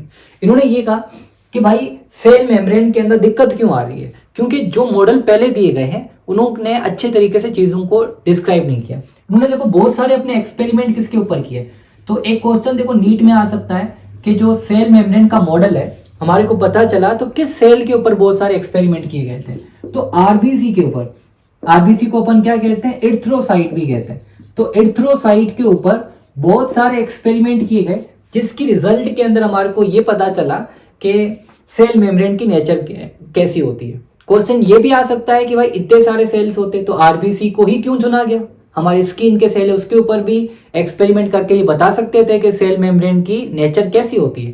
देखो आरबीसी के अंदर क्या होता है, आरबीसी के अंदर न्यूक्लियस प्रेजेंट होता नहीं है, ठीक है, एंडोप्लाज्मिक रेटिकुलम होता नहीं है, गोल्जी बॉडी होता नहीं है, माइटोकॉन्ड्रिया होता नहीं है। तो इसका मतलब जब आरबीसी मैच्योर हो जाता है तो मेजर सेल ऑर्गेनेली एब्सेंट होते हैं। तो इस हिसाब से अगर अपन किसी सेल को निकालेंगे कंपेरेटिवली, अगर वो स्किन का सेल होता, लिवर का सेल होता, तो इस कंडीशन बहुत सारे ऑर्गेनेली प्रेजेंट होते हैं। तो उसमें से अपन को सेल मेम्ब्रेन की नेचर के बारे में जानने में बहुत दिक्कत हो जाती है। तो आरबीसी में ये सारी चीजें क्या होती है, एब्सेंट होती है। तो आरबीसी अंदर से प्रोटीन प्रेजेंट होता है, तो उसको तो अपन इजीली क्या कर सकते हैं, इसे बाहर निकाल सकते हैं अलग प्रोसेस से, और हम सेल मेम्ब्रेन के बारे में अच्छे तरीके से स्टडी कर सकते हैं। तो इसी वजह से आरबीसी को चुना गया कि हम इसके ऊपर एक्सपेरिमेंट करके सेल मेम्ब्रेन की नेचर के बारे में बताएंगे। इन्होंने ये कहा कि जो सेल मेम्ब्रेन के अंदर जो मेन कंपोनेंट होता है वो कौन सा होता है, कि जो मेन कंपोनेंट होता है, मेन कंपोनेंट है वो है फोस्फोलिपिड। वो कौन सी चीज है, फोस्फोलिपिड। तो अपन ये कहते हैं सेल मेम्ब्रेन का जो मेन कंपोनेंट होता है वो फोस्फोलिपिड होता है, जिसे अपन फोस्फोग्लाइसिड भी कहते हैं। फोस्फोलिपिड को अपन क्या कहते हैं, फोस्फोग्लाइसिड भी कहते हैं। देखो जो जैसे अब जो बुक्स है, जैसे जो बुक्स 2017 या 18 के आसपास आ रही थी, उसके अंदर सेल मेम्ब्रेन वाले जो टॉपिक है उसके अंदर ये लिखा हुआ है कि सेल मेम्ब्रेन किसकी बनी हुई होती है, लिपिड्स की बनी होती है, जिसे अपन फोस्फोग्लाइसिड भी कह सकते हैं। अब जो न्यू बुक्स है वो वाली लाइन कटी हुई है, मगर फोस्फोग्लाइसिड का मतलब क्या होता है, फोस्फोलिपिड ही होता है। तो फोस्फोलिपिड अपन ये कहते हैं कि सेल मेम्ब्रेन किसकी बनी हुई होती है, फोस्फोलिपिड की बनी हुई होती है, जिसे अपन क्या कह सकते हैं, फोस्फोग्लाइसिड भी कह सकते हैं। अब देखो नेक्स्ट चीज क्या आती है, नेक्स्ट ये इंटररिएक्शंस आती है कि इन्होंने ये कहा कि फोस्फोलिपिड की नेचर कैसी होती है, कि इसकी नेचर होती है फ्लूइड नेचर होती है। मतलब ये एक तरीके का मॉलिक्यूल है जो फ्लूइड नेचर के अंदर रहता है। इसी वजह से सेल मेम्ब्रेन की भी नेचर कैसी रहती है, फ्लूइड नेचर की रहती है। अगर क्वेश्चन ये आए कि सेल मेम्ब्रेन की नेचर फ्लूइड किस वजह से होती है, प्रोटीन या लिपिड की वजह से, तो अपन उसके अंदर आंसर क्या देंगे, लिपिड। अगर लिपिड में फर्दर अपन को पूछता है तो अपन फोस्फोलिपिड बोलेंगे। तो फोस्फोलिपिड सेल मेम्ब्रेन को फ्लूइडिटी प्रोवाइड करवाने के लिए रेस्पॉन्सिबल होता है। अब देखिए नेक्स्ट चीज क्या आती है।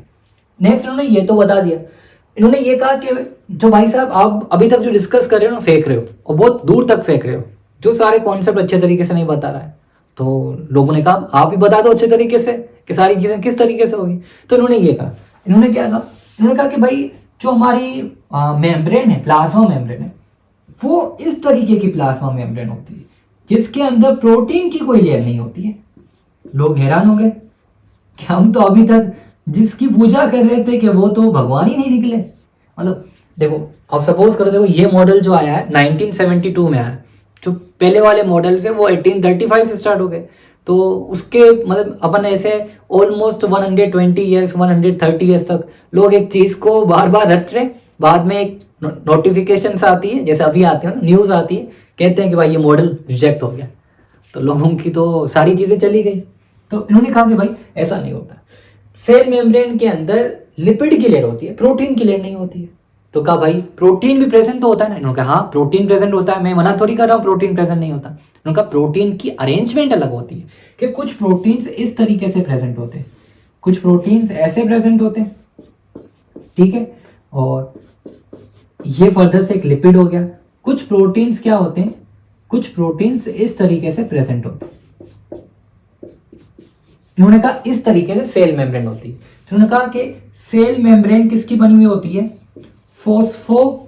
फोस्फोलिपिड की बाइलेयर प्रेजेंट होती है। फोस्फोलिपिड की क्या प्रेजेंट होती है, बाइलेयर प्रेजेंट होती है। इसी फोस्फोलिपिड की बाइलेयर के अंदर प्रोटीन के मॉलिक्यूल प्रेजेंट होते हैं। ये जो बीच के मॉलिक्यूल जैसे मैं पी से रिप्रेजेंट कर रहा हूं, इसका मतलब प्रोटीन के मॉलिक्यूल्स है। ये भी कौन सा मॉलिक्यूल है, प्रोटीन का मॉलिक्यूल है। दोनों इस मॉडल के अकॉर्डिंग फोस्फोलिपिड एक लिपिड की लेयर की बनी हुई होती है या लिपिड की बाई लेयर की बनी हुई होती है, बीच में कुछ जगहों के ऊपर प्रोटीन हो सकते हैं। देखो इसके अंदर अपन प्रोटीन को फर्दर दो क्लासेस में कैटेगराइज करते हैं। जैसे ये वाला प्रोटीन मेम्ब्रेन के अंदर प्रेजेंट है, तो ऐसे प्रोटीन्स को अपन कहते हैं इंटीग्रेटेड कहते हैं, मतलब जो इंटरनल प्रेजेंट होते हैं। कुछ प्रोटीन क्या होते हैं, ऐसे बाहर की तरफ हो सकते हैं। मतलब बाहर की तरफ मतलब ये कि वो जो फोस्फोलिपिड की लेयर है उसके अंदर नहीं प्रेजेंट होंगे, चाहे वो साइटोप्लाज्म की तरफ हो सकते हैं या जो इंटरसेल्यूलर स्पेस होता है उसके तरफ हो सकते हैं। तो इन्हें हम क्या कहते हैं, ऐसे प्रोटीन्स को अपन कहते हैं एक्सट्रिंसिक प्रोटीन कहते हैं, ठीक है। तो ये दोनों चीजें अभी अपन डिस्कस करने वाले हैं, क्योंकि ये डायग्राम अभी अपन रफ करेंगे, उसके बाद ये सारी चीजें अपन डिस्कस करेंगे। तो अभी आपको ये समझना है कि जो हमने पहले पढ़ा वो सारी चीजें चली गई, ठीक है, और दरिया में चली गई। अब अपन ये जो समंदर वाली चीजें आती है इसको अपन पढ़ते हैं। इसमें ये कहते हैं कि भाई एक क्या होती है, जो मेम्ब्रेन होती है वो फोस्फोलिपिड की लेयर की बनी हुई होती है। फोस्फोलिपिड बाई लेयर नेचर होती है, एक ही मतलब ऐसे मेम्ब्रेन प्रेजेंट होती है। इसके अंदर कुछ जगहों पे क्या हो सकते हैं, प्रोटीन हो सकते हैं। प्रोटीन या तो लिपिड की मेम्ब्रेन के अंदर हो सकते हैं, या ये जो प्रोटीन है इस लिपिड की लेयर के ऊपर हो सकते हैं, मतलब बाहर की तरफ, या अंदर वाली जो लिपिड की लेयर है उसके ऊपर हो सकते हैं, अंदर की तरफ हो सकते हैं, मगर लिपिड की लेयर के अंदर नहीं होंगे।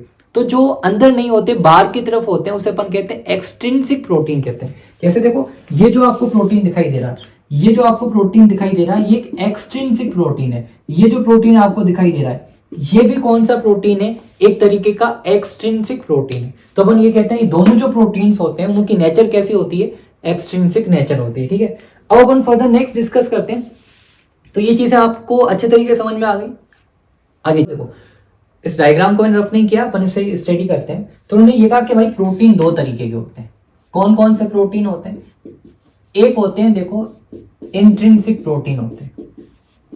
इंट्रिंसिक प्रोटीन जो होते हैं, ठीक है, इंट्रिंसिक कौन से होते हैं, इंटीग्रल होते हैं। इसे अपन क्या कहते हैं, इंटीग्रल भी कहते हैं, ठीक है। जो कहां पे प्रेजेंट होते हैं, जो जैसे ये जो प्रोटीन है, जैसे ये वाला जो जिससे मैं ब्लैक से मैं कर रहा हूं मार्क, ये कौन से इंट्रिंसिक प्रोटीन है जो सेल मेम्ब्रेन के अंदर प्रेजेंट होते हैं। इंट्रिंसिक प्रोटीन फर्दर क्या होते हैं, दो तरीके के होते हैं। एक देखो ये भी प्रोटीन इंट्रिंसिक की कैटेगरी में आता है, ये भी कैसा आता है, इंट्रिंसिक में आता है। मगर देखो ये किसके साथ कनेक्टेड है, ये बार जैसे जैसे ये एक अपन का सेल है, ठीक है। इस सेल के अंदर कुछ प्रोटीन्स ऐसे प्रेजेंट होते हैं, ठीक है। अगर अपन इसको अपन पूरी लेयर बना देते हैं, जैसे प्लाज्मा मेम्ब्रेन की लेयर है जहाँ पे ऐसे लिपिड वगैरह प्रेजेंट है, तो कुछ जो होते हैं ना वो ऐसे प्रोटीन प्रेजेंट होते हैं। कुछ प्रोटीन क्या से ऐसे आधे अधूरे प्रेजेंट होते हैं, मगर वो मेम्ब्रेन के अंदर तो क्या ऐसे लिंक तो है। तो अपन ये कहते हैं कि ये दोनों, जैसे ये वाला भी और ये वाला भी किस में आता है, इंट्रिंसिक में आता है। ये भी किस में आता है, इंट्रिंसिक में आता है। इन दोनों में डिफरेंस क्या है, जो दोनों तरफ से होगा, मतलब ये क्या कंप्लीटली बरीड है। तो अपन एक कहते हैं, एक कैसे होते हैं, कंप्लीटली बरीड होते हैं। दूसरे देखो कैसे होते हैं, पार्शियली बरीड होते हैं। जो पार्शियली बरीड होते हैं, ठीक है, यहाँ पे देखो अपन का मोस्टली कौन सा काम वाला आता है, कंप्लीटली बरीड वाला आता है, क्योंकि ये एक चैनल बनाता है जिसकी वजह से चीजें क्या हो सकती है, इजीली एंटर हो सकती है, या चीजें इजीली क्या हो सकती है, एग्जिट हो सकती है। जो क्वेश्चन पूछा गया था ना कि सेल मेम्ब्रेन किस तरीके से चीजों की ट्रांसपोर्टेशन करता है, तो उसका आंसर ये अच्छे तरीके से देगा। दूसरा देखो क्या था कि कुछ प्रोटीन्स ऐसे होते हैं जो सरफेस पे प्रेजेंट होते हैं, इसे अपन क्या कहते हैं, एक्सट्रिंसिक प्रोटीन कहते हैं। ऐसे प्रोटीन को अपन क्या कहते हैं, एक्सट्रिंसिक प्रोटीन कहते हैं। देखो गिरगिट कलर चेंज हो रहा है, ठीक है। और ऐसे ही होता है जब रिजल्ट आती है ना, रिश्तेदारों के ऐसे कलर चेंज हो जाते हैं। तो अच्छे तरीके से मेहनत करो, लोग कुछ नहीं पूछेंगे आपसे, एक ही चीज पूछेंगे, सिलेक्शन हुआ या नहीं। तो इतनी अच्छे तरीके से मेहनत करो, सारी चीजें क्लियर हो जाएगी। देखो सिलेक्शन से सारी चीजें डिसाइड नहीं होती है, चीजें डिसाइड होती है आपकी मेहनत से। अगर आप अच्छे तरीके से मेहनत करोगे ना तो कभी भी ये मेहनत वेस्ट नहीं जाने वाली, ठीक है। इस चीज को हमेशा ध्यान रखना। चलो टॉपिक पे आते हैं अपन। देखो दो तरीके के हैं। तो एक्सट्रिंसिक जो प्रोटीन्स होते हैं ना, एक्सट्रिंसिक प्रोटीन ये सरफेस के ऊपर प्रेजेंट होते हैं, इसके बारे में आपको नॉलेज होगी। तो अपन एक प्रोटीन दो तरीके के होते हैं, और वहीं पे ऐसे प्रोटीन जो सब्सटेंस की ट्रांसपोर्टेशन में हेल्प करते हैं वो कौन से होंगे, कंप्लीटली बरीड होंगे, कि सब्सटेंस की ट्रांसपोर्टेशन में क्या कर सकते हैं, हेल्प कर सकते हैं, ठीक है। अब देखो नेक्स्ट अपन ये कहते हैं कि प्रोटीन के ऊपर, जैसे सपोज करो यहाँ पे कोई प्रोटीन है, इस प्रोटीन के ऊपर एक ऐसे कार्बोहाइड्रेट की क्या हो सकती है, लेयर हो सकती है, ठीक है। या लिपिड के ऊपर, जैसे ये लिपिड के मॉलिक्यूल है, इस लिपिड के मॉलिक्यूल के ऊपर एक कार्बोहाइड्रेट की क्या हो सकती है, लेयर हो सकती है। ये दोनों कौन सी लेयर है, एक कार्बोहाइड्रेट की लेयर है। कार्बोहाइड्रेट का मतलब क्या है, देखो एनसीईआरटी की डायग्राम के अंदर कार्बोहाइड्रेट की जगह क्या लिखा होगा, शायद शुगर लिखा होगा। शुगर का मतलब क्या होता है, कार्बोहाइड्रेट ही होता है। तो जब प्रोटीन के ऊपर कार्बोहाइड्रेट अटैच है तो इसे अपन क्या बोलेंगे, ग्लाइकोप्रोटीन कहेंगे। इसे अपन क्या बोलेंगे, ग्लाइको, इस पूरे मॉलिक्यूल को, मतलब इस पूरे मॉलिक्यूल को अपन क्या बोलेंगे, ग्लाइकोप्रोटीन बोलेंगे, ठीक है। वहीं पर लिपिड के ऊपर क्या होता है, ये लेयर प्रेजेंट होती है। तो जो अगर लिपिड के ऊपर कोई कार्बोहाइड्रेट की लेयर प्रेजेंट है तो इसे हम क्या बोलेंगे, ग्लाइकोलिपिड बोलेंगे। तो हम ये कहते हैं सेल मेम्ब्रेन के ऊपर की तरफ या नीचे की तरफ ग्लाइकोप्रोटीन और ग्लाइकोलिपिड्स की लेयर प्रेजेंट होती है, जो सेल रिकॉग्नाइजेशन में क्या करते हैं, हेल्प करती है, ठीक है। इस चीज को आपको अच्छे तरीके से लर्न रखना। मोस्टली जो ये ग्लाइको कार्बोहाइड्रेट वाली जो लेयर्स होती है ना, वो ऊपर वाली सरफेस पे होती है। इसका काम क्या होता है, आइडेंटिफिकेशन का काम होता है। इसी वजह से अपन ये कहते हैं कि ये सेल की आउटर मोस्ट सरफेस के अंदर प्रेजेंट होती है, नीचे बहुत ही कम दिखाई देती है। अगर अपन टू द एनसीईआरटी के डायग्राम से हिसाब से चले तो अपन को नहीं दिखाई देगी।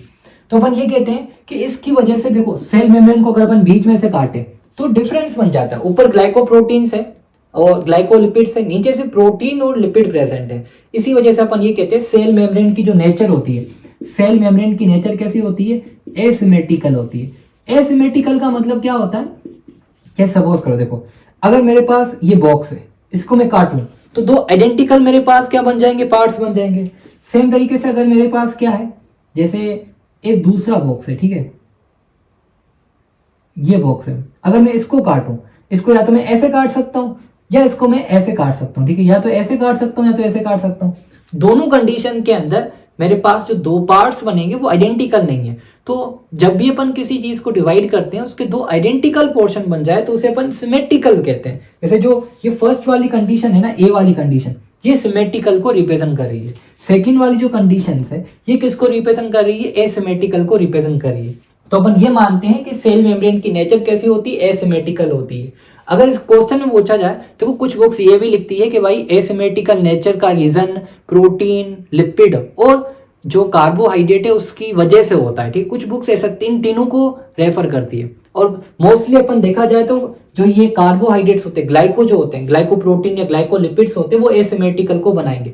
आपको क्वेश्चन ये आ सकता है कि प्लाज्मा मेम्ब्रेन की नेचर कैसी है, क्यों होती है, इसके ऊपर क्वेश्चंस नहीं आएंगे। अगर आए तो आपको मोस्टली क्या पिक करना है, कार्बोहाइड्रेट को पिक करना है, ठीक है। ग्लाइकोप्रोटीन और ग्लाइकोलिपिड की वजह से सेल मेम्ब्रेन कैसी होती है, एसिमेट्रिकल नेचर की होती है। तो ये सारी चीजें अपनी सेल मेम्ब्रेन के रेस्पेक्ट में डिस्कस हो जाती है। अब देखो मेन चीज क्या आती है, मेन चीज अभी तक अपन ने क्लियरली आंसर नहीं दिया। हमने ये कहा कि भाई ये जो प्रोटीन्स है जो जैसे कंप्लीटली क्या होते हैं, बरीड होते हैं, टोटली बरीड होते हैं, जो कंप्लीटली दफन होते हैं, ठीक है, कब्रिस्तान के अंदर दफन होते हैं, तो वो प्रोटीन के मतलब सब्सटेंस की ट्रांसपोर्टेशन में हेल्प कर सकते हैं। तो ये भाई साहब किस तरीके से सब्सटेंस की ट्रांसपोर्टेशन में हेल्प करेगा, उस क्वेश्चन का अपन आंसर देते हैं। तो ये जो अभी मैं नेक्स्ट टॉपिक डिस्कस करने वाला हूँ ये बहुत ही इंपॉर्टेंट है और नीट के अंदर बहुत बार पूछा जाता है, ठीक है। तो इसको अच्छे तरीके से सुनना आप। ओ मन्नू मैं तो गया, ओ मन्नू मैं तो गया।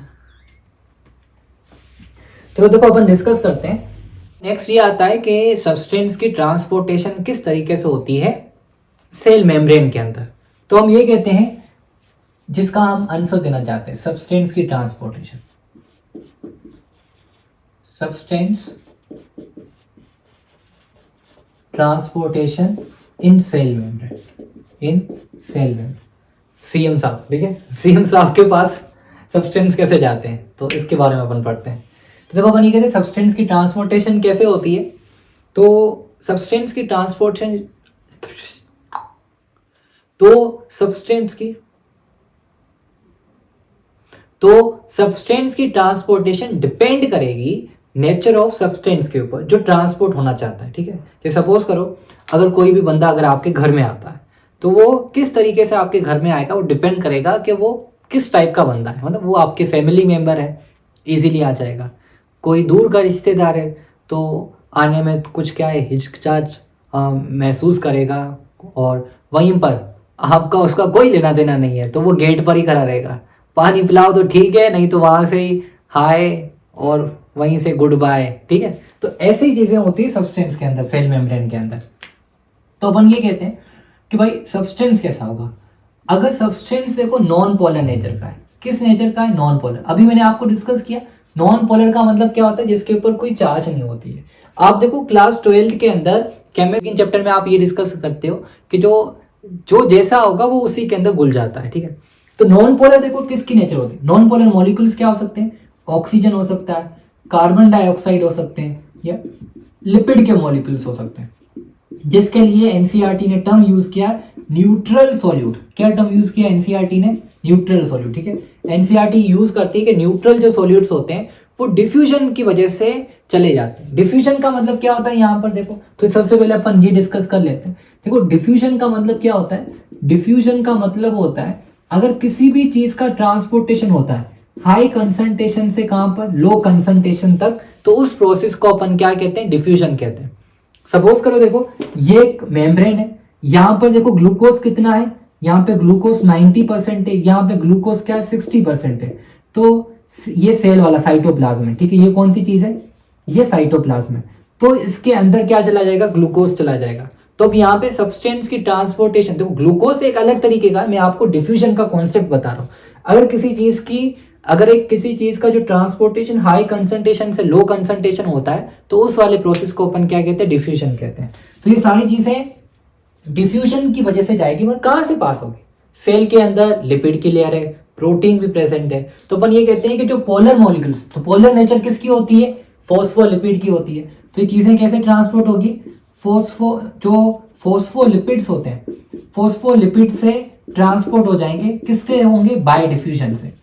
डिफ्यूजन की वजह से ये ट्रांसपोर्ट हो जाएंगे। तो एक क्वेश्चन आ सकता है क्या डिफ्यूजन जो फॉस्फोलिपिड से चीजें ट्रांसपोर्ट होती है वो पैसिवली होती है, एक्टिवली होती है। देखो अगर फॉस्फोलिपिड से, लिपिड वाली लेयर से कोई भी चीजें जा रही है उस कंडीशन में एनर्जी की रिक्वायरमेंट नहीं पड़ती है। तो इस वजह से अपन ये कहते हैं कि इसका जो नेचर होगा वो कैसा होगा, पैसिव होगा।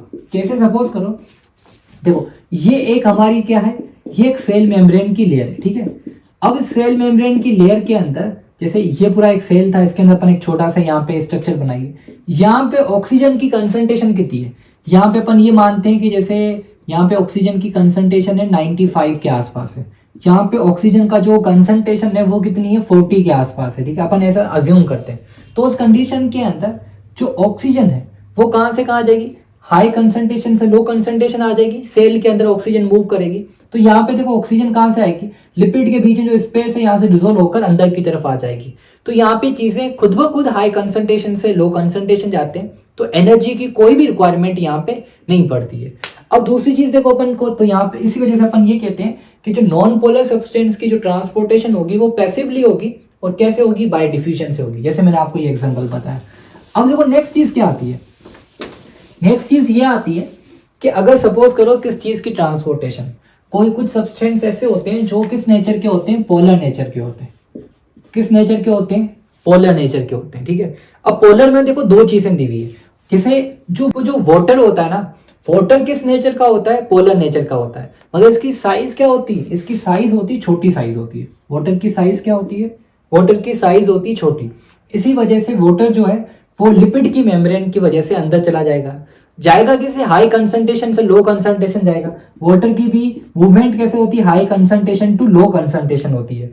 तो इस तरीके के डिफ्यूजन को अपन क्या टर्म यूज करते हैं, ओस्मोसिस टर्म यूज करते हैं। क्या करते हैं, ओस्मोसिस। ठीक है, तो आपको एक चीज लर्न रखनी है कि जो वाटर की मूवमेंट होती है inside the cell without energy requirement होती है, हाई कंसंट्रेशन से लो कंसंट्रेशन होती है। वाटर की नेचर तो पोलर है मगर साइज बहुत ही छोटी होती है, तो लिपिड के बीच में जो स्पेस होती है वहां से पास हो ही जाता है। तो इस तरीके की ट्रांसपोर्टेशन के लिए अपन ऑस्मोसिस कहते हैं। वहीं पर जो पोलर मॉलिक्यूल्स मतलब जिसके ऊपर चार्ज होती है और साइज भी क्या होती है, जिनकी साइज भी बड़ी होती है, वो कहां से जाते हैं, वो प्रोटीन से जाते हैं। ठीक है, वो प्रोटीन जैसे अपन ने अभी बनाए थे कि सेल मेम्ब्रेन के बीच में से प्रोटीन्स होते हैं। ठीक है, तो ये प्रोटीन्स क्या काम करते हैं, ये प्रोटीन इन सब्सटेंस की ट्रांसपोर्टेशन के लिए रेस्पॉन्सिबल होते हैं। अब प्रोटीन के अंदर ट्रांसपोर्टेशन दो तरीके की हो सकती है। देखो, प्रोटीन से जो ट्रांसपोर्टेशन होती है, इसी वजह से अपन इसे क्या कहते हैं, फैसिलिटेटेड ट्रांसपोर्टेशन कहते हैं। मतलब प्रोटीन इनको फैसिलिटेट करवा रहा है सेल मेम्ब्रेन में एंटर होने के लिए। ऐसा क्यों होता है, एक तो इनकी साइज कंपेरेटिवली बड़ी होती है, दूसरा देखो मेन चीज होती है इनके ऊपर चार्ज होती है। तो चार्ज होने की वजह से लिपिड के ऊपर चार्ज नहीं होती है, तो लिपिड वाला मॉलिक्यूल्स या लिपिड की लेयर है वो चार्ज वाले सब्सटेंस को अंदर जाने नहीं देता। ठीक है, तो इस वजह से वो प्रोटीन की हेल्प लेते हैं सेल के अंदर जाने के लिए। कि सपोज करो कोई एक ऑफिस है, उसके अंदर आप जाओ, ठीक है, ऐसे जैसे हो वैसे चले जाओ, तो आपको देखकर कि भिखारी कहां से आ गया, वहीं पे रोक देगा गार्ड कि तुम्हारे को अंदर नहीं जाने दूंगा। अभी आप क्या करोगे, अभी आप किसी और की हेल्प लोगे, कार्ड दिखाओगे अपना कि तेरा बाप हूं मैं, कैसे नहीं अंदर जाने देता। ठीक है, एक चलो अंदर। तो इस तरीके से अपन यही कहते हैं कि भाई जो लिपिड है वो तो अंदर नहीं जाने देता, वो तो गार्ड है। अब आप क्या करते हो, आप कॉल लगाते हो उसके सीनियर ऑफिसर को कि भाई को बाहर भिजवाओ, इस कंपनी का बाप आ गया, अंदर नहीं आने दे रहे। तो उस कंडीशन में प्रोटीन आपकी हेल्प करेगा अंदर जाने के लिए। अब प्रोटीन तो अपन इसे क्या कहते हैं, फैसिलिटेटेड ट्रांसपोर्ट कहते हैं। ठीक है, अब देखो प्रोटीन में क्या होता है, प्रोटीन में देखो दो तरीके की चीजें होती है। वो कौन कौन सी दो तरीके की चीजें होती है, एक तो अपन ये कहते हैं कि प्रोटीन के अंदर जो ट्रांसपोर्टेशन होती है उसके लिए फर्दर अपन दो टर्म्स यूज करते हैं। एक को अपन क्या कहते हैं, एक्टिव कहते हैं, दूसरे को अपन क्या कहते हैं, पैसिव कहते हैं। जो एक्टिव होगी उसके अंदर एनर्जी की रिक्वायरमेंट पड़ेगी, जो पैसिव होगी उसके अंदर एनर्जी की रिक्वायरमेंट नहीं पड़ेगी। ठीक है, तो इसका मतलब क्या है, इसके अंदर एनर्जी की रिक्वायरमेंट नहीं बढ़ती है, इसके अंदर एनर्जी की रिक्वायरमेंट होती है। जब भी अपन को एनर्जी देंगे तो जाहिर सी बात है उस चीज को हमारे हिसाब से चलाएंगे, क्योंकि देखो नेचर क्या कहती है, नेचर ये कहती है कि चीजें हमेशा हाई कंसंट्रेशन से लो कंसंट्रेशन जाएगी। अब नेचर ये बोल ही रही है तो अपन को क्यों एनर्जी देनी। ठीक है, जैसे सपोज करो हम ये कहते हैं कि भाई अगर कोई गवर्नमेंट एक स्कीम निकालती है जिसमें ये कहती है कि सबको कपड़े फ्री में दिए जाएंगे, फ्री में दे ही रही है तो क्या काम है, पैसे खर्च करने का क्या काम है। वहीं पे अपन ये कहते हैं कि पेट्रोल के लिए आपको पैसे देने पड़ेंगे, तो वहां पे जो चीज, तो पेट्रोल की कंडीशन में हम क्या करेंगे, हम अपने आप को हमारे हिसाब से उस चीज को यूटिलाइज करेंगे। तो देखो नेचर ये कहती है कि चीजें हमेशा हाई कंसंट्रेशन से कहाँ जाती है, लो कंसंट्रेशन। अगर कोई चीज नेचर का लो फॉलो करती है तो उसको कोई भी एनर्जी यूज करनी नहीं पड़ती है। ठीक है, अगर कोई चीज है देखो, अगर लो कंसंट्रेशन से कहाँ जाने की कोशिश करें, हाई कंसंट्रेशन जाने की कोशिश करें, तो जब चीजें लो कंसंट्रेशन से हाई कंसंट्रेशन जाने की कोशिश करते हैं तब उनको क्या यूटिलाइज करना पड़ेगा, एनर्जी का यूटिलाइज करना पड़ेगा। वहीं पर जो इन द केस अगर ऐसे ही चीजें मूव कर रही है तो उस कंडीशन में एनर्जी का यूटिलाइज नहीं करना पड़ेगा। तो इसमें देखो बहुत सारे मॉड्यूल्स में क्वेश्चन आता है कि फैसिलिटेटेड जो ट्रांसपोर्ट होती है क्या वो कभी पैसिव हो सकती है, ऑफ कोर्स हो सकती है, और वो एक्टिव भी होती है। अब फैसिलिटेटेड ट्रांसपोर्ट किस किस मॉलिक्यूल से होती है, जैसे वो देखो सोडियम का जो मॉलिक्यूल होता है आयन होता है, पोटेशियम के जो आयन्स होते हैं, ठीक है, ग्लूकोज का जो मॉलिक्यूल होता है, या जो एमिनो एसिड्स होते हैं, ये सारे सब्सटेंस ऐसे होते हैं जिनके ऊपर कुछ ना कुछ चार्ज होती है और इन चीजों की ट्रांसपोर्टेशन के लिए प्रोटीन की हेल्प लेनी पड़ती है। तो यही तो क्वेश्चन था कि चीजें किस तरीके से ट्रांसपोर्ट होती है, तो इन्होंने ये सारी चीजें अच्छे तरीके से बताई। ये सारी चीजें टू द एनसीईआरटी है, कोई भी एक भी शब्द एक्स्ट्रा नहीं है। ये चीजें आपको अच्छे तरीके से लर्न रखनी है क्योंकि इसके ऊपर डायरेक्टली आपको क्वेश्चन आ सकते हैं। अब देखो सेल मेम्ब्रेन का टॉपिक खत्म होने वाला, इसमें कुछ चीजें और अपन डिस्कस कर लेते हैं। हमने ये डिस्कस किया कि सेल के अंदर ट्रांसपोर्टेशन किस तरीके से होती है। अब अपन ये डिस्कस करने वाले हैं कि ट्रांसपोर्टेशन का टाइप क्या होता है। मतलब ट्रांसपोर्टेशन ऐसा तो है नहीं कि एक दो मॉलिक्यूल्स अंदर आते हैं, बहुत सारे मॉलिक्यूल सेल के अंदर आते हैं, बहुत सारे मॉलिक्यूल सेल से बाहर जाते हैं।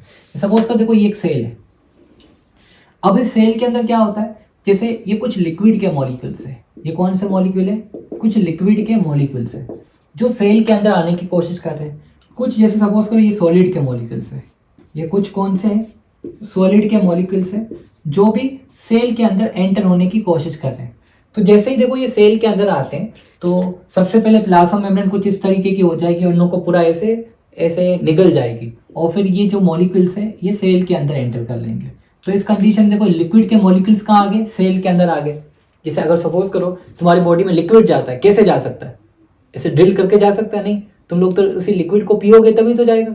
तो अपन ये कहते हैं जब भी किसी सब्सटेंस की, लिक्विड सब्सटेंस की सेल के अंदर ट्रांसपोर्टेशन होती है तो इसे अपन कहते हैं पिनोसाइटोसिस कहते हैं, पिनोसाइटोसिस कहते हैं, जिसको अपन कॉमनली क्या कहते हैं कि सेल ड्रिंकिंग भी कहते हैं। ऐसा लगता है कि सेल क्या कर रहा है, ड्रिंकिंग कर रहा है। सेम तरीके से किसी सॉलिड सब्सटेंस की ट्रांसपोर्टेशन होती है, अगर किसी सॉलिड सब्सटेंस के अंदर ट्रांसपोर्टेशन होती है तो उसे अपन क्या कहते हैं, फेगोसाइटोसिस कहते हैं। फेगोसाइटोसिस का मतलब क्या होता है, इसे अपन ये कहते हैं सेल ईटिंग कहते हैं, क्योंकि अपन ईट कौन सी चीज करते हैं, हम मोस्टली ईटिंग वही करते हैं जो सॉलिड होते हैं। तो जब भी कोई चीज सेल के अंदर आएगी तो उसके लिए अपन टर्म यूज करते हैं एंडोसाइटोसिस। उसके लिए अपन क्या टर्म यूज करते हैं, एंडोसाइटोसिस टर्म यूज करते हैं। एंडोसाइटोसिस के फर्दर दो टाइप्स होते हैं, एक होते हैं देखो पिनोसाइटोसिस, दूसरा क्या होता है फेगोसाइटोसिस। ठीक है, पिनोसाइटोसिस किसके लिए, लिक्विड के लिए, फेगोसाइटोसिस किसके लिए, सॉलिड के लिए। ठीक है, अगर सपोज करो कोई भी चीज अंदर आती है तो उसको अपन कॉमनली कहते हैं एंडोसाइटोसिस, क्योंकि चीजें सेल के अंदर आ गई। अगर लिक्विड वाली चीज अंदर आ रही है तो पिनोसाइटोसिस, सॉलिड वाली चीजें अंदर आ रही है तो उसे अपन फेगोसाइटोसिस कहते हैं। अब जाहिर सी बात है जैसे हमारी बॉडी में वेस्ट बनता है तो सेल में भी वेस्ट बनता है, तो चीजें वेस्ट के अंदर कन्वर्ट हो गई। ये चीजें कौन सी मैं अज्यूम कर रहा हूँ, ये मैं वेस्ट अज्यूम कर रहा हूँ, या जो चीजें एक्स्ट्रा होती है सेल में वो सेल से बाहर निकल जाती है, तो ये क्या हो जाएगी, सेल से ऐसे बाहर निकल जाएगी। जब चीजें सेल से रिमूव होती है, ठीक है, बाहर निकलती है, उससे अपन क्या कहते हैं, एक्सोसाइटोसिस कहते हैं। क्या कहते हैं, एक्सोसाइटोसिस। सपोज करो मैं आपको खाना खिलाऊं, कभी अपने घर पे बुलाऊं, मैं भी, ठीक है, क्या आप मुझे बुला लो और आपको ही मैं खाना खिलाऊंगा, ठीक है, और उसका कुछ टाइम के बाद में जो भी आप खाना खाते हो सब बाहर निकल देते हो, तो हजम नहीं होता आपका, तो क्या कहेंगे अपन, इसने उल्टी कर दी, वोमिटिंग हो रही है इसको। तो जब चीजें सेल से बाहर निकलती है उसे अपन एक्सोसाइटोसिस कहते हैं। इसको अपन कॉमनली क्या कहते हैं, सेल वोमिटिंग भी कहते हैं। इसे अपन क्या कहते हैं, सेल वोमिटिंग कहते हैं। ठीक है, तो यहां तक सेल मेम्ब्रेन का कॉन्सेप्ट क्लियर हो जाता है। नेक्स्ट वीडियो के अंदर आगे अपन सेल वॉल के बारे में स्टडी करेंगे। मैं तो ये अज्यूम कर रहा था कि 1 घंटे के अंदर चैप्टर को कंप्लीट करते हैं, मगर इन्फॉर्मेशन बहुत ज़्यादा है। Okay, good by two all of you.